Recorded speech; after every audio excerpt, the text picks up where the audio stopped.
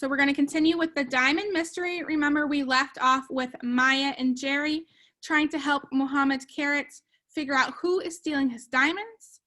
Okay, we have 3 suspects, all workers at the store. And Maya is undercover, pretending to work in the store, washing windows and cleaning up around the store. And Jerry is across the street in a church, pretending to be a bird watcher or an ornithologist to, I guess, spy on the store from across the street. So we are going to continue, and we're going to read 1 chapter today, and then we'll start math. All right, chapter 6, The Missing Apple. Maybe. All right. Miss Steph, can you pause my screen? Yep. Maya was now on the top floor, standing just outside Luke Smith's office. She took a deep breath and lifted her hand to knock. After finding a large knife on the 2nd floor, she wondered what she might find on the 3rd floor.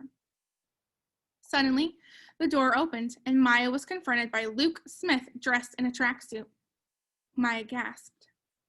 "Sorry to surprise you," Luke said, kindly. "I always go for a jog before lunch." He gestured to his sneakers and smiled. Through his binoculars, Jerry could see Maya's surprised expression. Then he saw Luke Smith leave the building through the front door.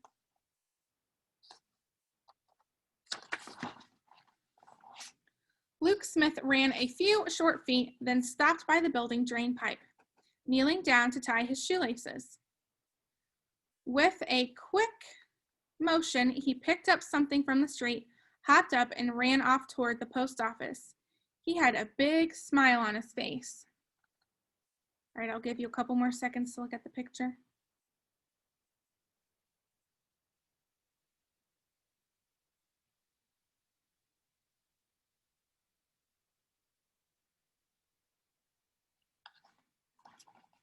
That's a strange route for Jerry to jog.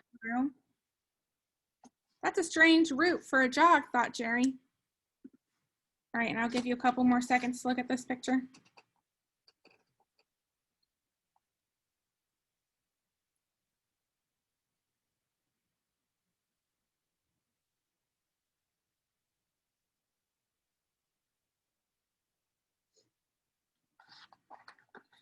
Meanwhile, Maya looked around Luke's office. It had the same layout as Danny Braveheart's office below.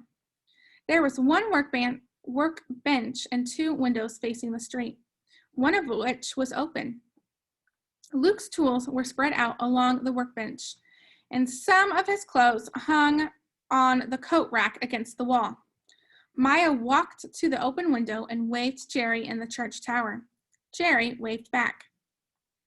Maya moved around the room slowly, looking for something without knowing exactly what she was looking for. She picked up the tools, twisting and turning them to see how they worked. She checked the drawers in the desk. They were locked. There's something missing, she thought. Then she realized, the apple. Something told her that Luke's green apple was very important. She didn't know why. It was just a feeling she had. When she pictured Luke, she immediately saw the green apple right in front of her eyes. She looked everywhere but couldn't find the apple. He must have eaten it, she thought, and I know just how to find it. Maya raced over the trash can to look for the apple core, but it was empty. Suddenly, Jerry saw Luke Smith leave the post office. He tucked a small key in his pocket and jogged back to the jewelry store. Oh no. Maya was still nosing around his office looking for clues. Jerry watched Luke open the jewelry store door and disappear into the building. This is where a good tip-off would come in handy, thought Jerry. He needed to warn Maya somehow. Jerry opened his detective bag and took out a small mirror. He held it out through the shutters of the church tower and turned it toward the sun.